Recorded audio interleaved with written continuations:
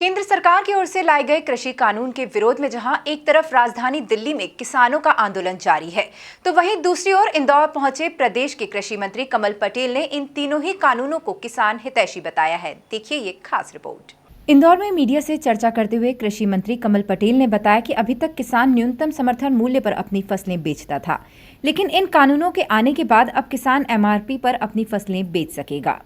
वाणिज्य संवर्धन और सरलीकरण विधेयक 2020, अभी तक किसान को दो विकल्प हैं, या तो वो मंडी में जाके बेचे या MSP पे न्यूनतम MSP माने न्यूनतम समर्थन मूल्य पर सरकार कर दे।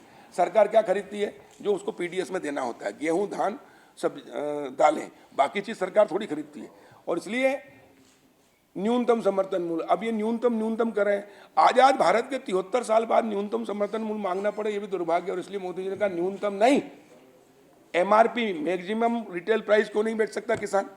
मेहनत करता है किसान, लेकिन उसको अधिकार नहीं था। अब मोदी जी ने MSP नहीं MRP पे बेचने का अधिकार दिया है। राजधानी दिल्ली में लगातार जारी किसान आंदोलन को लेकर कृषि मंत्री कमल पटेल ने कहा कि हम सोए हुए को जगा सकते हैं, लेकिन जो सोने का नाटक करे उसे कैसे जगाया जा सकता है? यह तीनों कानून किसानों की तकदीर और तस्वीर बदलने वाले हैं।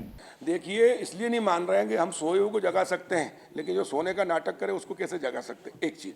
दूसरा, किसान के नाम पर, किसान ऐसा भोला भाला और किसान ऐसा विषय है कि इसके नाम पर किसी के बालों को तो सहानुभूति आती है। किसान, मैं पहले किसान हूँ, अगर ये कानून किसान के खिलाफ होते तो सबसे पहले मैं विरोध करता। ये किसानों की तकदीर तस्वीर बदलने वाला। अच्छा ये बताइए मुझे, शहर की प्रॉपर्टी की वैल्यू, ये बिल्डिंग है, ये इंदौर शहर नगर निगम में है, तो ये 1 लाख की है या 1 करोड़ की है, 100 करोड़ की, 1000 करोड़ की है, 10,000 करोड़ की, इस पर जमानत हो जाएगी। ये अगर गवर्नमेंट की है तो गवर्नमेंट को कहीं जमानत ना, कोर्ट हाई कोर्ट का कोई आदेश हो गया तो उसमें जमानत ले सकते हैं। इनको लिमिट मिल सकती है, इनको गारंटी में रखकर लोन मिल सकता है 1000 करोड़। ठीक है, यही बिल्डिंग अभी ग्राम पंचायत में और नगर निगम सीमा के बाहर, तो ये 1000 करोड़ की, जिसकी 1 रुपये वैल्यू नहीं है। क्यों? ये देश के अंदर नहीं है क्या? ये दोहरा कानून क्यों था? गाँव, इसलिए गाँव पिछड़ते गए, शहर विकसित होते गए।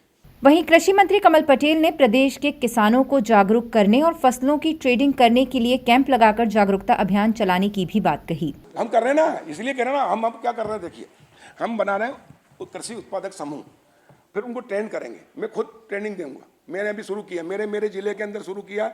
जो मैंने किसानों से कहा कि तुम सीधा बेचते हो ना, ट्रेडिंग करके बेचो। ईमानदारी से बता रहा हूँ, जो 200 रुपये कैरेट बिक रहा था, वो ग्रेडिंग करने के बाद 380 रुपये कैरेट बिका इसी इंदौर में। अब किसान जागरूक हुआ है, तो हम हमारे कृषि विभाग को हमने दिया है कि जा के कैंप लगाएं, चौपाल लगाएं और उसके बाद में किसानों को ट्रेन करें। अब हमने जिले की पहचान की है, जैसे हर जिले में हमारे यहाँ सोयाबीन होता है और गेहूं होता है, चना होता है, किसी जगह में धान होता है, तो हम हर जिले की एक ब्रांडिंग करेंगे और उसके अंदर फिर पूरा मध्य प्रदेश में जितनी ज़मीन है, कितना उत्पादन होता है, क्या क्या चीज़ की डिमांड है, पूरे वर्ल्ड का हम निकाल रहे हैं कि किस देश में क्या निर्यात है। एपीडा के माध्यम से क्या क्या निर्यात हो सकता है वो हम कराएंगे और किसान को अब यही कहेंगे कि भाई आप ये फसल बोइए, और उसके बाद उसका बिल्कुल बेचने की गारंटी भी हम लेंगे और निर्यात भी कराएंगे और बिचौली हटा के सीधे किसान को लाभ दिलाएंगे।